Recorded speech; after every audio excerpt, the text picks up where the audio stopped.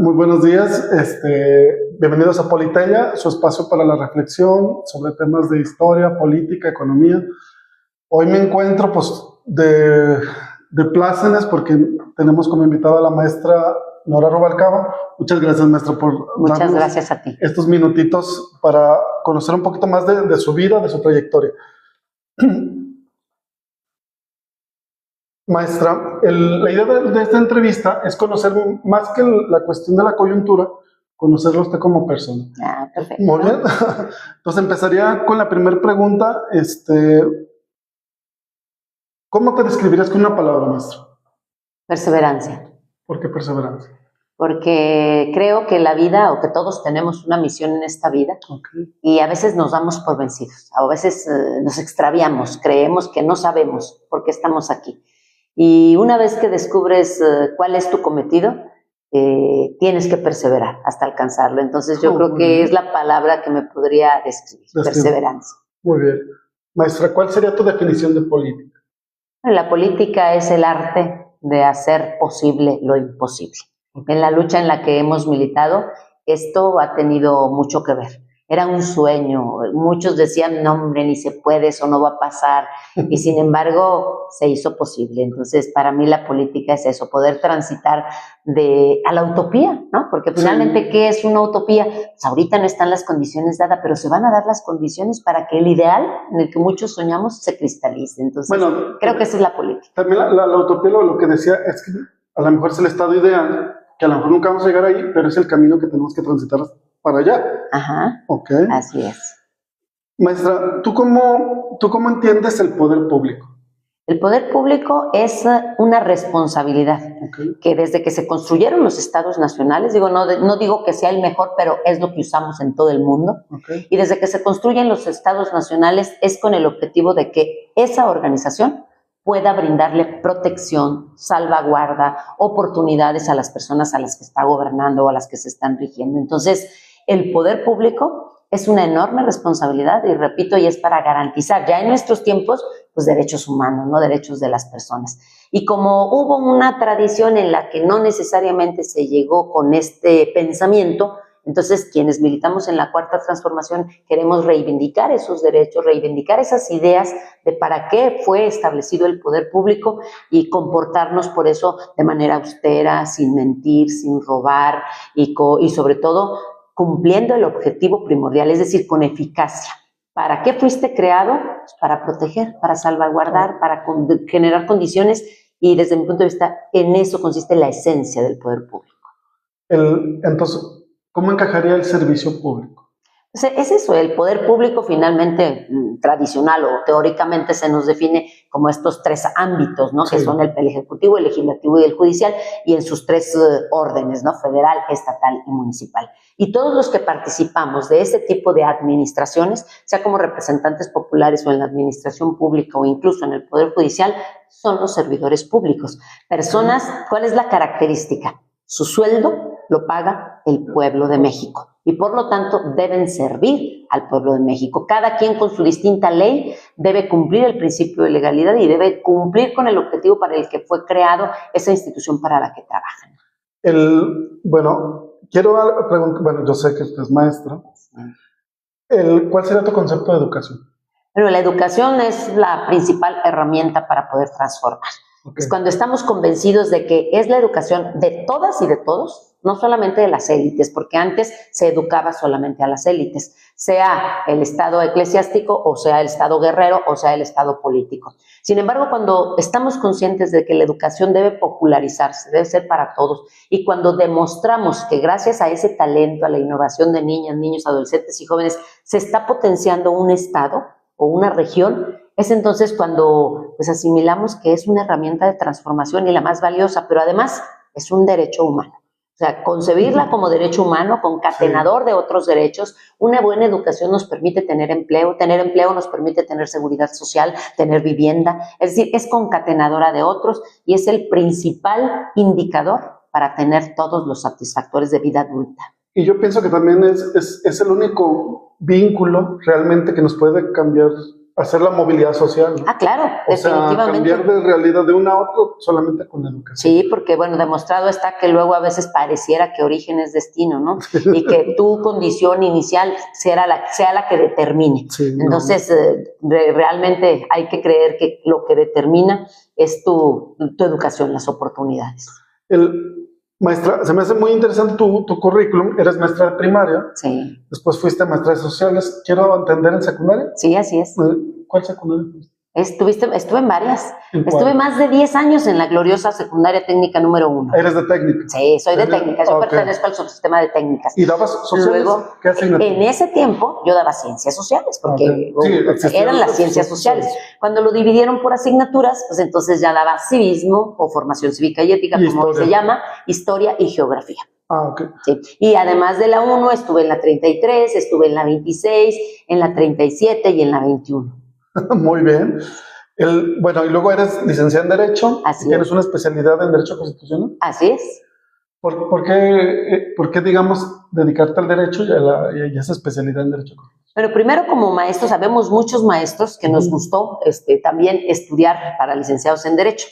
A mí me encantó estudiar licenciada en Derecho porque ya tenía un enfoque en el servicio público, así es como tal. Y entonces creo que me ha sido muy útil el principio de legalidad.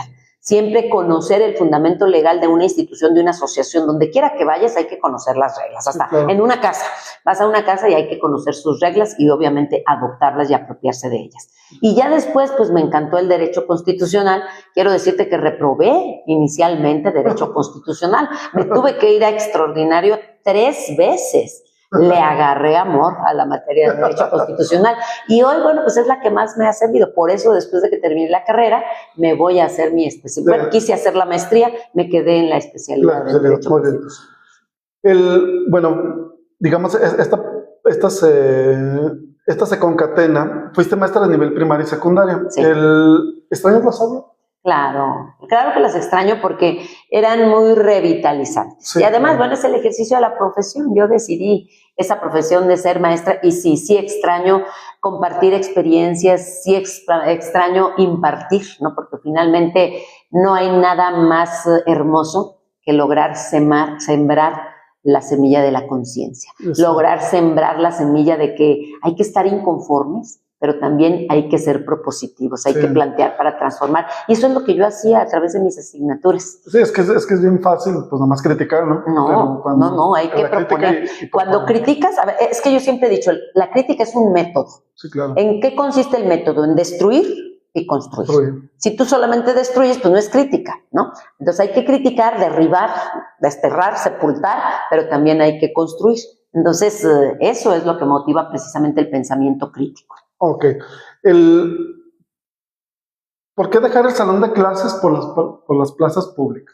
¿Qué te motivó? Finalmente también es una plaza pública, ¿no? O sea, a mí luego me decían, oiga, y si pierde, va a regresar a la diputación. Les digo, a ver, lo que quieren saber es si el pueblo me va a seguir manteniendo. Sí, porque el pueblo paga el sueldo de maestros, de enfermeros, doctores, policías, ¿no? Entonces, es una plaza pública, es una trinchera pública, pero siempre combiné la actividad política con el ejercicio de la docencia. Es decir, cuando yo me iba de candidata a algo, yo solicitaba licencia sin goce de sueldo. Terminaba en mi escuela.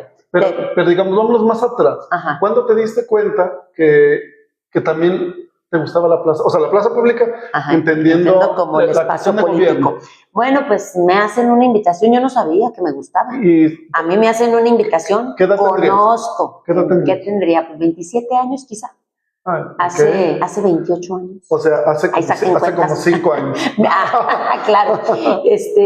Me hacen la invitación, conozco el proyecto alternativo de Nación, es decir, conozco la plataforma, me apropio de la agenda legislativa 1997 y entonces me lanzo a una campaña para que logren difundirse estos principios y esta plataforma. Ya el licenciado Andrés Manuel era presidente del PRD entonces, entonces ahí le conozco el programa, que es lo más importante, el proyecto de Nación, y pues me enamoro de ese proyecto. Entonces ahí es donde encuentra uno una segunda razón de vida. O sea, ese fue tu vínculo. Ahí empecé. Okay. Ahí empecé. El vínculo con la actividad política, pues lo tengo desde que conozco a Fernando Alférez, ¿no? Mi esposo. Sí, entonces, Fernando Alférez lo conozco durante 7 años, le acompañé, transité con él, pude ver sus relaciones, pero ya yo protagonista hasta 1996. Entonces, él inició primero que tú. Ah, claro, no, él ya estaba. Cuando perfecto. yo lo conocí, él ya estaba en la Fíjate, él desde joven. Eso sí no lo sabía. No, déjame decirte que él era de los que creía que podía cambiar el PRI desde dentro del PRI, hasta que se convenció que el PRI no iba a cambiar, entonces ya dejó el PRI y se vino al PRD entonces. Ok. ¿Cómo se relaciona la política y la educación? Bueno, pues la política educativa finalmente tiene que ver con que cómo vamos a preparar a las personas para lo que van a hacer en el futuro. Si van a estar dentro de un ámbito laboral produciendo, o van a estar importando, o van a estar innovando o exportando, o sea, según lo que sea, hay que abrir todos los canales de comunicación para que finalmente uno decida qué es lo que quiere hacer. Okay. Y veíamos que había un grave problema. El sector primario como que no tiene mucho campo de acción en materia educativa, ¿sí? Okay. Y luego el sector secundario tiene un determinado porcentaje y mucha parte de la educativa se iba al sector terciario, que no es productivo, es de servicios, ¿no?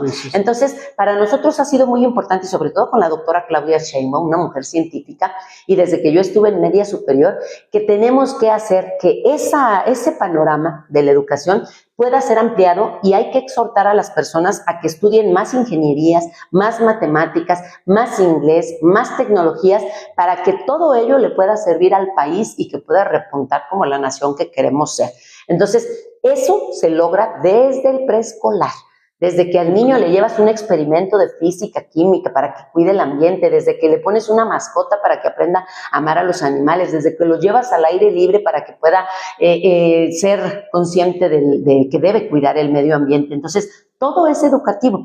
¿Pero para qué? Pues finalmente para que nos cuidemos todo, porque somos una comunidad y ahí es donde entra lo político, ¿no? Y finalmente decimos siempre que la principal célula en lo político es el municipio y siempre decimos que la célula de la sociedad es la familia, pero ¿en dónde es donde se empieza a interactuar y a combinar la comunidad con la escuela y donde el aprendizaje se empieza a cristalizar? Justo en las escuelas. Entonces, por eso esa sinergia o esa transversalidad es determinante en materia educativa, y si los políticos no están pensando en eso como una base o como un cimiento, pues estarían equivocados.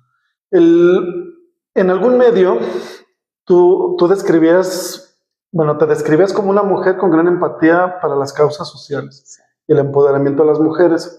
¿Estás de acuerdo con esa descripción? Lo que pasa es que esa es la razón de ser de nuestro movimiento. Okay. Cuando nosotros llegamos y analizamos el diagnóstico de la política económica de nuestro país, decíamos, no está bien. No está bien la privatización, no está bien que el Estado se olvide que debe brindar, es su obligación garantizar servicios públicos. Okay. Ese era nuestro diagnóstico. Ahora, ¿cuál era la propuesta? Hazte responsable. Te pagamos impuestos para que tú tengas cobertura de servicios, para que tú generes condiciones de certeza con el empresariado, para que tengas conexiones con el mundo entero, relaciones comerciales y políticas. Entonces, teníamos un proyecto de nación. ¿Y en qué consistía ese proyecto de nación? Primero, en reducir la brecha de desigualdad. Entonces, por eso nosotros, y creemos que la Cuarta Transformación, esa es su principal insignia, y ya están ahí los resultados, qué gusto, ¿no? Se reduce la pobreza, pero eso es lo principal. Por eso nos dice mucho la presidenta, y nosotros es nuestro emblema. ¿Te acuerdas que en una campaña se habló mucho de la Cuarta Transformación, pero hablábamos sobre todo de la República Amorosa? Sí, claro. ¿Por qué? Porque creíamos que el fundamento es el amor al pueblo. Si tú no sientes un compromiso con el pueblo, difícilmente vas a hacer por ellos algo. Sí, entonces, claro. Esto de por amor al pueblo, de por el bien de todos, primero los pobres, es lo que distingue a la Cuarta Transformación, sobre todo de gobiernos anteriores. Y no quiero que te me adelantes, porque para allá vamos, esos datos se me hacen muy interesantes, pero déjame ahorita avanzamos. Sí, claro. Dice, en tu trayectoria tú fuiste presidenta del Comité Municipal de PRD, fuiste regidora, diputada local. ¿Qué te motivó a dejar al PRD? O sea, vamos a pensar la Nora política, digamos que estaba en una posición cómoda. Digamos cómoda en el sentido de que tenías una posición pues, de relevancia en un partido que está fundado, que tiene mucho tiempo. Bueno, creo que ya lo has respondido un poco con lo que nos acabas de decir, pero ¿cómo se da ese paso de decir, ok, me voy a salir de esta zona de confort que ya estoy, para ir a buscar un proyecto nuevo y fundar Morena? O sea, Morena aquí en Aguascalientes, tú eres de las fundadoras, ¿no? Sí, pero déjame aclarar que no era un proyecto nuevo, era el proyecto inicial. Yo te digo que en el 97 conocí este proyecto de Por el bien de todos, primero los pobres, la agenda legislativa. El proyecto es el mismo. Lo que pasa es que el PRD se emprianizó, ¿no? Es decir, el PRD se asimila al PRI y al PAN. El PRD firma el pacto contra México. El PRD accede a las reformas estructurales, aprueba la reforma fiscal cuando el PAN aprueba la reforma energética, y entonces se consuman las reformas estructurales del neoliberalismo y nosotros pintamos nuestra raya. Nosotros seguimos luchando por ese proyecto alternativo, ahora desde otra trinchera. Entonces el proyecto ya había iniciado, digamos, desde el PRD. Claro, se definía el PRD como un partido de izquierda. Ni Morena está establecido en sus estatutos como tal, pero el PRD sí decía que era un partido de izquierda y terminó en los brazos de la derecha, el PRI y el PAN. Entonces, eso fue lo que nos hizo renunciar a la trinchera que era ese partido político que traicionó. Nosotros no traicionamos, el proyecto seguía siendo el mismo, pero la lucha por la defensa de la economía popular, porque estábamos en contra del aumento al IVA, recordarás, nuestra lucha por la defensa del petróleo, porque aquellos querían privatizarlo y lo lograron, ahora lo estamos revirtiendo con estas reformas, pero entonces el proyecto que teníamos era el mismo, lo que cambió fue la trinchera. Bueno, es decir, entonces fíjate que es muy interesante lo que planteas, porque yo pensé, bueno, más bien en mi lógica, yo había asumido que tú habías decidido fundar Morena como si siguieras la dinámica de López Obrador. O sea, pero, Oye, sí. Bueno, sí. A ver, cuando conozco el proyecto, López Obrador era el presidente del PRD. Pero digamos que el proyecto es más grande que incluso que la figura de una persona. Incluso el mismo licenciado lo ha dicho. A ver, ese proyecto que nació en el 97, imagínate lo que se enriqueció con sus giras del 2006, con su contacto permanente en territorio. Él prácticamente duraba 1 hora hablando, pero era 1 hora para entrar y otra hora para salir, saludando y escuchando a la gente. Entonces, todo eso enriqueció el proyecto alternativo de Nación. Fíjate, ahorita que comentas eso, hay una declaración de las primeras ocasiones que vino Nayib Bukele, como presidente, hubo un evento, no me acuerdo en dónde, y él hablaba de eso, dice, llegamos aquí al evento y el señor presidente se quedó atendiendo a las personas, salimos y... Era su prioridad. Era su forma de vida, una constante, de retroalimentación. Y lo entendías que era parte de su formación y de su pensar, porque sí lo veías muy, muy sincero, cosa que a mucha gente no es muy sincero. Decía el licenciado Andrés Manuel López Obrador que en política lo que más detestaba era la simulación. La simulación. Entonces, él era un hombre auténtico, es un hombre auténtico. Sí. Maestra, ¿tú consideras que Aguascalientes es un estado de derecho? No, yo no. ¿Primordialmente de derecho? Yo no tengo prejuicios. Si bien reconozco que en la historia de nuestra nación el Bajío se ha identificado con las causas conservadoras, yo no tengo prejuicios. Es decir, yo no soy de las que vengo y digo, no, pero es que pues, en Aguascalientes son bien panistas. No, imagínate, hace tiempo eran bien priistas y de todos modos estábamos en la lucha. Nosotros lo que creemos es que, y sobre todo últimamente, en Aguascalientes, 4 de cada 10 que viven en Aguascalientes no nacieron en Aguascalientes. Sin embargo, decidieron apropiarse de esta tierra, de la gente buena, de estas condiciones en las que vivimos y quieren Aguascalientes. Entonces, yo creo que lo que existe es un pensamiento plural, diverso, y no soy de las que piensan que, pues, ¿qué hago aquí si la mayoría lo hace? Soy de las que piensan que las cosas pueden cambiar y además cuando ves que están cambiando, pues imagínate, la esperanza crece, se magnifica. Entonces, no tengo prejuicios. En la campaña de gobernador del 2022 mencionabas que los 3 grandes problemas de Aguascalientes eran el empleo, el servicio del agua y la seguridad pública. ¿Sigues pensando lo mismo? Hoy creo que esos problemas como tales no han desaparecido, es decir, del empleo no.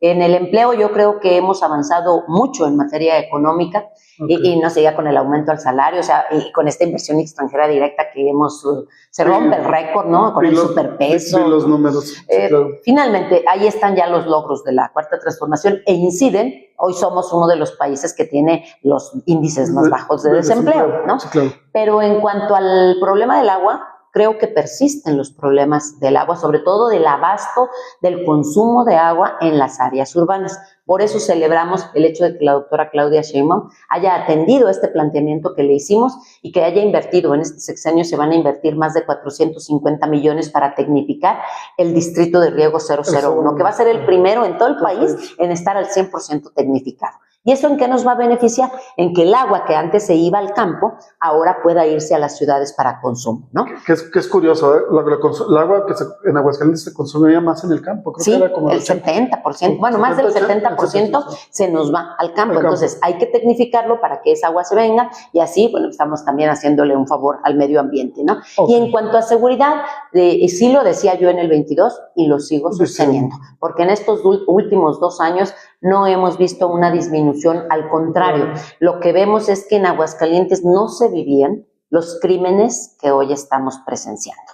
Entonces sí sigo pensando que hay un problema de inseguridad, pero también le sigo apostando a la coordinación, a que el gobierno de México, el gobierno del estado, los municipios, que sean todas las corporaciones, para que la investigación y la coordinación se potencien y que podamos disminuir esas actividades delictivas que están creciendo. Porque si antes hablábamos de homicidios, pues imagínate, hablamos de extorsiones, hablamos de venta de droga, de vapeadores, o sea, hablamos de que cada vez hay una mayor diversificación. Antes, ¿qué se decía?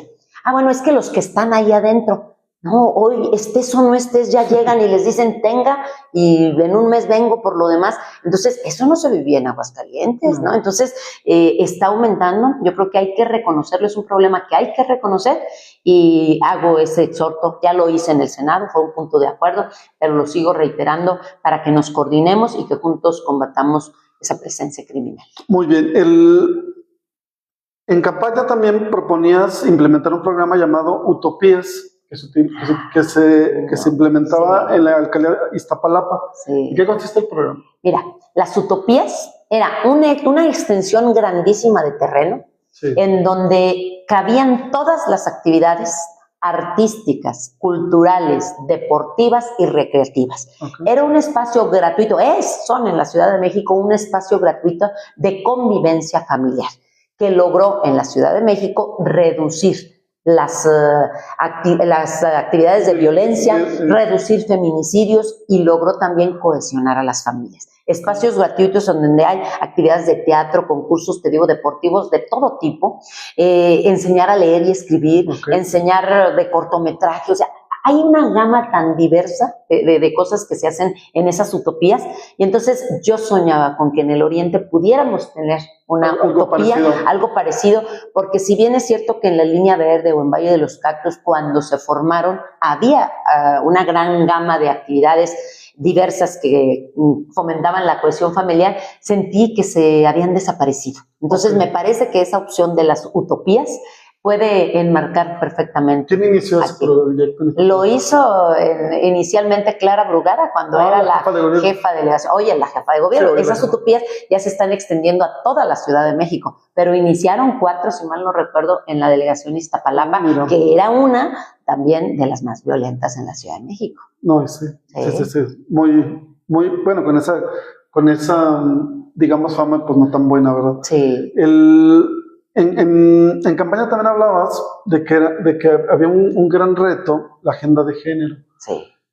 ¿Crees que en el actual gobierno se avanzó en esa agenda? ¿Local? Sí. No solo no se avanzó, hay un retroceso. Hay un retroceso y hay un reclamo de quienes somos mujeres con las mujeres que llegan al gobierno. Ya por ley debes tener un gobierno paritario. Dime cuántas mujeres hay en el gobierno del Estado. No, primordialmente son más hombres. O sea, no hay un gobierno paritario. Entonces, ahí es donde nos preguntamos, ¿de qué nos sirve que las mujeres lleguen a las presidencias municipales, a las gubernaturas, a los congresos, si no vemos que se está cumpliendo con esta agenda, si no se garantizan la participación de las mujeres. Y por eso yo aprovecho para decirte que me siento bien orgullosa de la elección del Poder Judicial, que era uno de los ámbitos en donde no había esta paridad.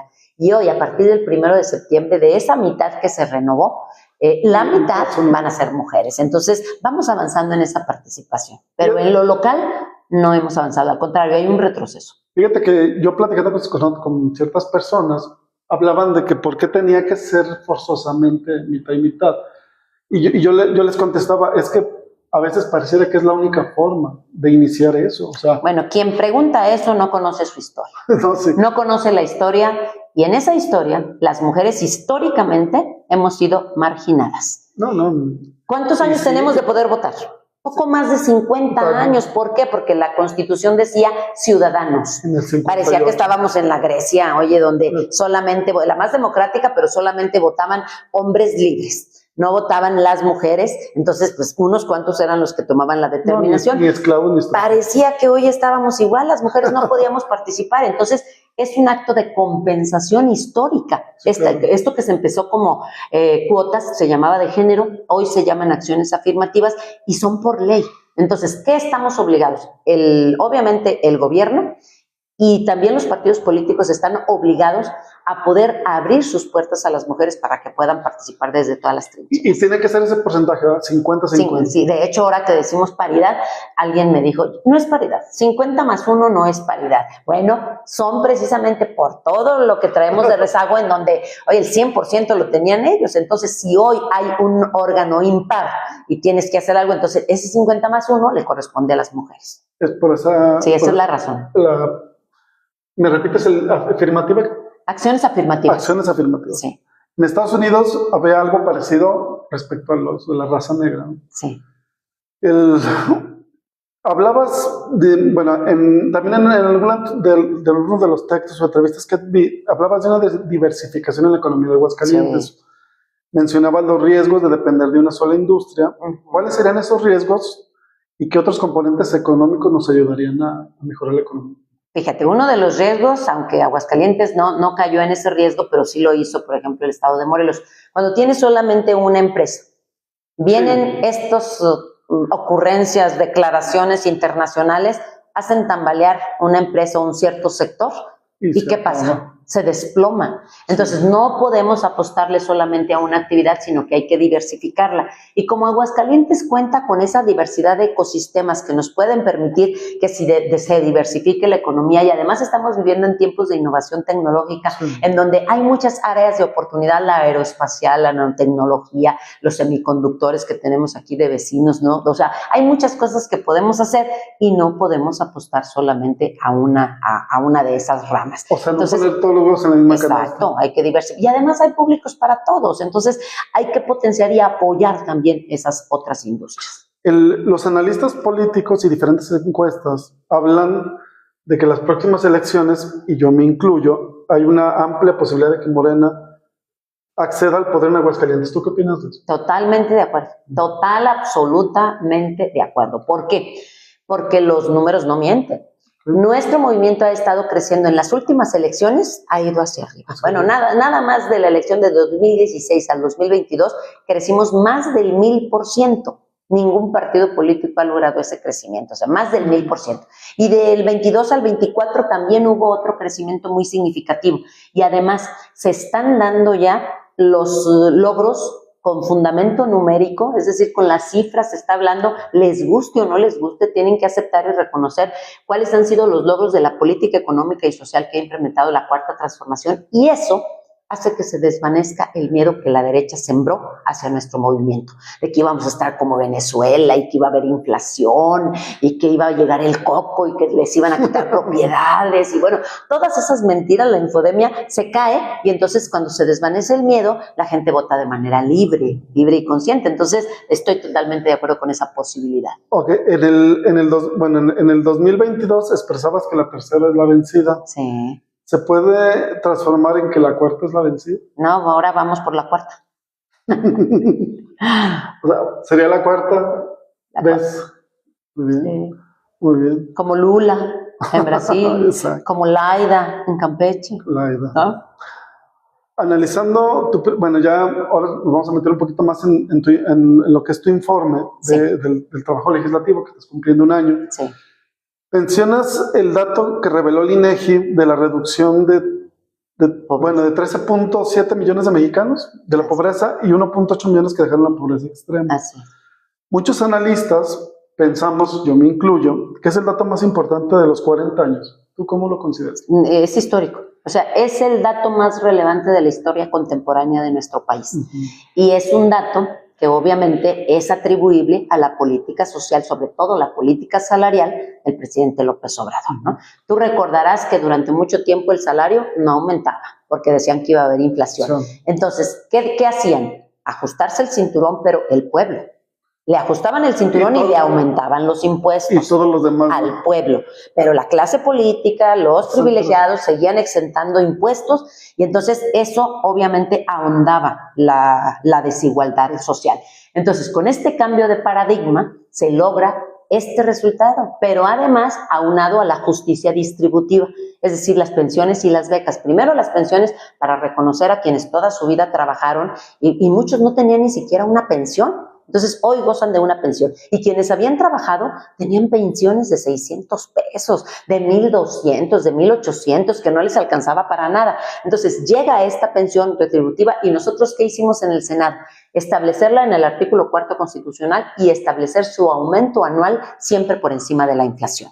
Y no se diga por las becas y lo de jóvenes se construyendo el futuro, que nadie había pensado de manera prioritaria en las y los jóvenes. Entonces, hoy hay una política que le invierte a los jóvenes porque se los vamos a arrancar al crimen organizado.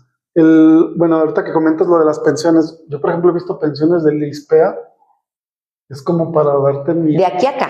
O sea, hay trabajadores de 600 pesos.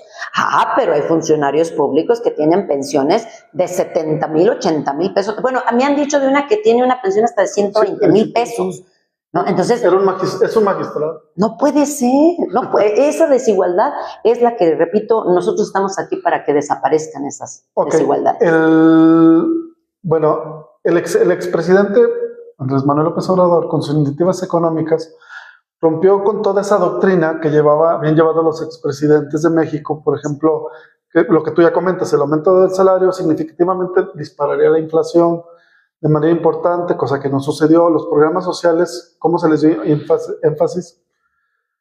Yo me acuerdo mucho en la época de los últimos expresidentes, que se hablaba mucho de indicadores macroeconómicos. Entonces, yo creo que lo que hizo el presidente Andrés Manuel López fue cambiar, como tú dices, ese paradigma.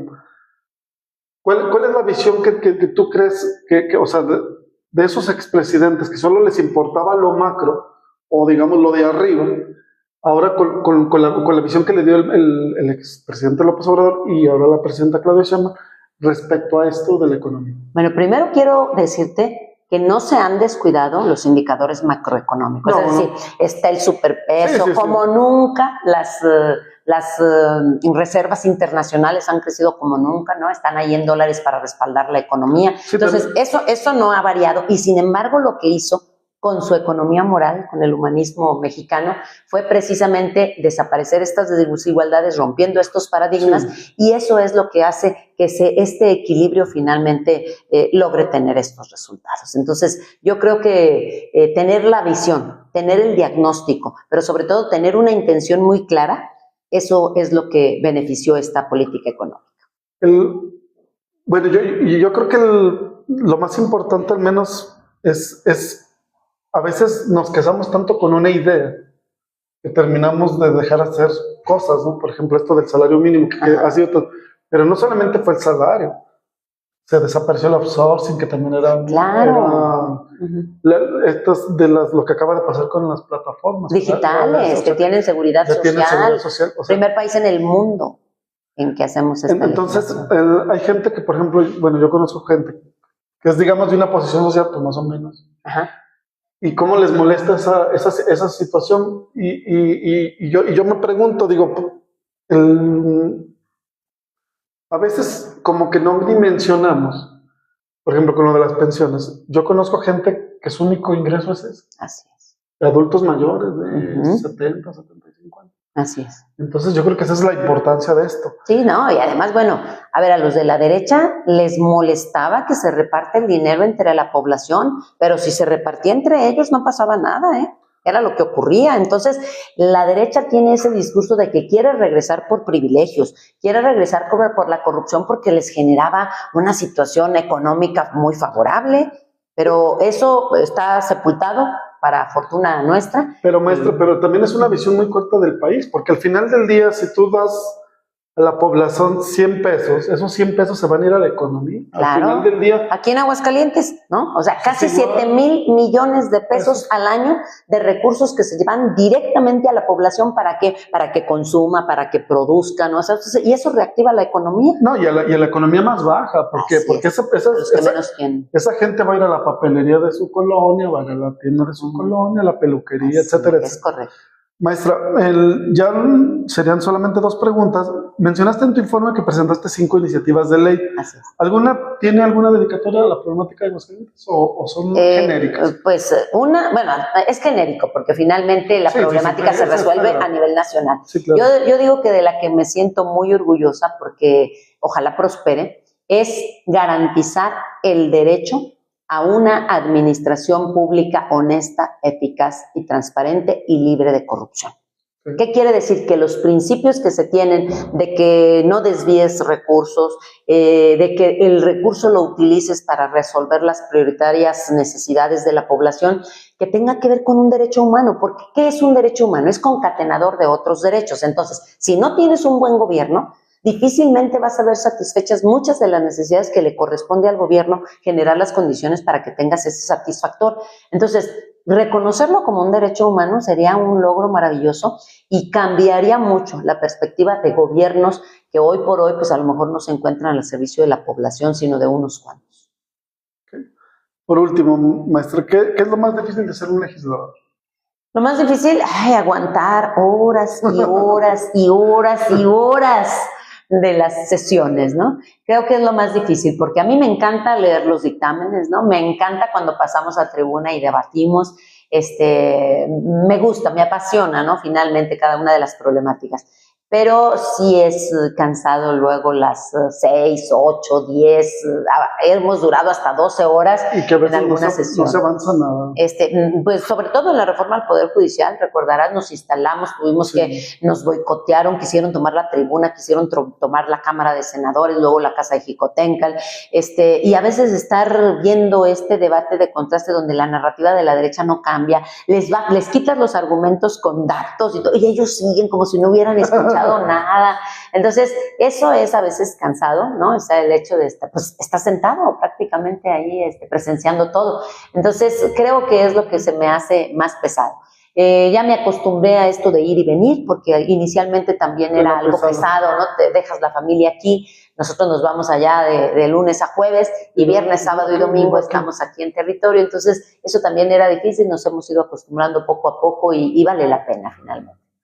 Nora, disculpe, te voy a tomar una pregunta más. Respecto al 2022, con respecto a lo que sería, digamos, hipotéticamente en el 2027, ¿qué cosas habrán cambiado favorablemente para Nora, ¿no? Y una posible candidatura?